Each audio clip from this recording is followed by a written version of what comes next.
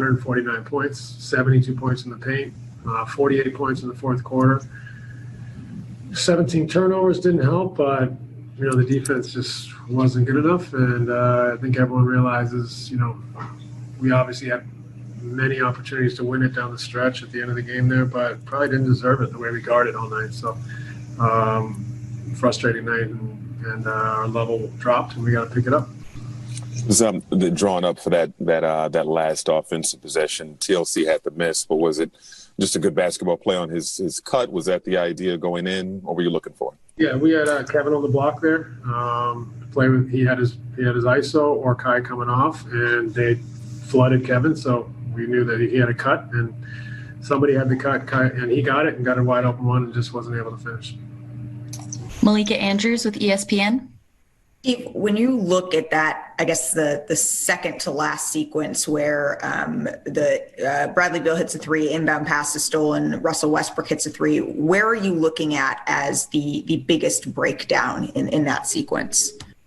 It's an unfortunate moment. Joe just threw it in, and Kevin was cutting the wrong way, cutting a different direction. So it's just an error, and it happens.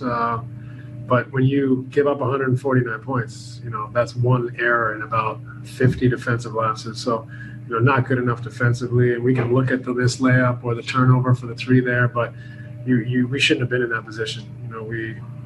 We had a big lead early. We let them stay around a long, long time until their confidence grew. They're a desperate team looking for a win, and we gave them a chance and gave them life. Brian Lewis with the New York Post. Hi, Steve. Maybe not quite to this extent, but I mean, this has been a reoccurring issue where you guys have faced some teams with, quote, lesser records, and you've had big leads and blown them. I mean, is this a case where you think, people, they know where the standings are, they know where DC is, and they just kind of took their foot off the gas and thought that this was over? It's hard to argue with that perspective. It's kind of it's a little bit intangible, but it definitely felt like, it didn't mean enough to get stops. Maybe we thought we had it in the bag, but too many times we let them waltz right down the lane and get layups. And they're a good offensive team. I'll give them that. They spread the floor with shooters, and they have guys that can get to the rim, but our level dropped, and we let too many guys get to the rim to the tune of 72 points in the paint, and that is one way to lose a game for sure. Alex Schiffer with The Athletic. Hey, Steve, talking about that 18-point lead early on, is there one thing in particular that you kind of thought led to them getting back in it, and obviously the snowball coming from there, whether it was the turnovers or just the defensive collapses? Both turnovers. I thought we turned it over a bunch when we had the lead, or when we could have had a bigger lead even. Just allowed them to hang around and give them some confidence. They scored 149, and they missed a bunch of threes that they are very capable of making. So, it could have been worse, but I think we just let our foot off the gas, thought we were going to win, and that's a dangerous game to play. Christian Winfield with the New York Daily News. Coach, when you, I guess tomorrow when you go look at film, is there going to be any one area that you're looking for defensively, or is it, just like where are you going to look tomorrow to kind of get things back on track? The most important thing, I think, is individual pride, making every possession count and mean something. I think too many possessions didn't mean enough to us tonight.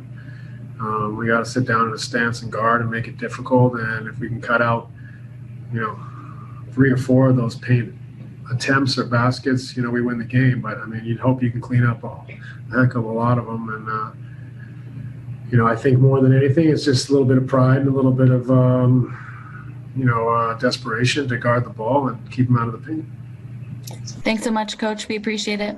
Thanks, everybody. Good night. Their season. That was it right there. They're up 5 points, 6.8 to go when Beal hits the three. Then Joe Harris throws the inbounds pass away, a steal. Russell Westbrook gives them the lead. Remember, the Nets had a timeout. A lot of times coaches in that situation, even though you have the lead, just call timeout there. This way you advance the ball to midcourt, settle things down, inbound the ball, and you can end the game that way. That is a disastrous loss. You cannot score that many points and lose a game, especially to give up 48 in the fourth quarter. Yeah, a couple of things you brought up on the pregame. This Wizards team, they've had stops and starts. They're not a 3-12 team. They're more talented than that. They showed that. You also said that a few of the guys, including Westbrook, were probably play a little more inspired tonight, and they did. Well, Richard Jefferson was talking about it during the telecast that Beal is kind of easing himself into this game. Well, he eased himself in the fourth quarter. He dominated. But Russell Westbrook, what you love about him, he's so darn competitive. He took a bad three right before that, which was not a good shot by him. But then off the steal, he had to take that shot,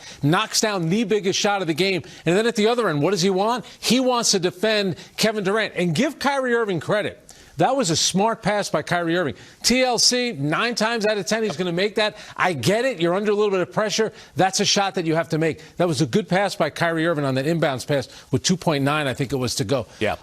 That is a rough loss for the Brooklyn Nets. All right, so Frank talked about a little bit of it. Let's dig into what happened down the stretch for the Nets in this one. Nets win the game if he converts that. Again, to your point, Russell Westbrook wanted Durant, and he made it tough. He was draped all over him, had Kyrie force him to go to somebody else. And remember, the Nets did inbound from the side. Westbrook knocked the ball out of bounds. The Nets had two. Remember, when they took that lead, they had 2 timeouts. So when Joe Harris initially inbounded the ball, they could have used one of those timeouts, advanced the ball to midcourt. They ended up using their 2 final timeouts in that last sequence, which should have ended with a TLC basket. All right, so Westbrook and Beals combining for 78 points tonight. Westbrook 41 on 16 of 28 shooting. He added 10 rebounds for the double-double, almost had the triple-double, and then Bradley Beal 37 points. But Frank, as you mentioned, 6 at the half, and then he just blew the doors off in the second half. And 22 in the fourth quarter for him. That's the most points by Russell Westbrook since joining the Washington Wizards.